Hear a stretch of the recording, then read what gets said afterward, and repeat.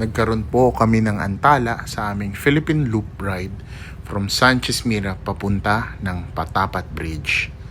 Makikita nyo po may tumoob na truck. Maayos naman po ang kalagayan ng mga involved dito sa aksidente. May build up lang. Ang worry namin kasi marami sa amin ang first time na makita ang Patapat Bridge sa umaga. So, nag-isip kami ng paraan kung maaari na kami makaraan sa gilid. Unfortunately, hindi kayang daanan kaya mas doon pa kami sa slope side ng road. Ang problema, maraming sa amin ang hindi sanay mag-off-road at ang iba ay masyadong malalaking motor. Katulad ko na may dala akong mas malaking motor compare sa mga mid-size na mga off-road motorcycle like itong mga nasa video na to. So sabi ko naman, since may experience tayo, so sabi ko kaya na to kaysa maghintay pang i-clear yon at gabihin kami. So dahan-dahan ako dito kung makikita nyo.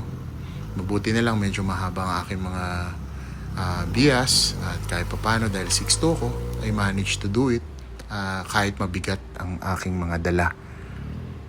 Kasi halos 5 days ang mga gamit ko dyan sa motor na yan. Luckily naman, hindi ako humiga. At lahat kami nakatawid ng maayos dito. Isa nga may dala ring halos buong gamit niya ng 5 days dito sa pagtawid namin sa aksidente na ito. So far naman nakatawid kami lahat ng maayos. Halos 22 kaming Philippine Looper. Iba-ibang grupo to, nagsama-sama from ATPI at LERAP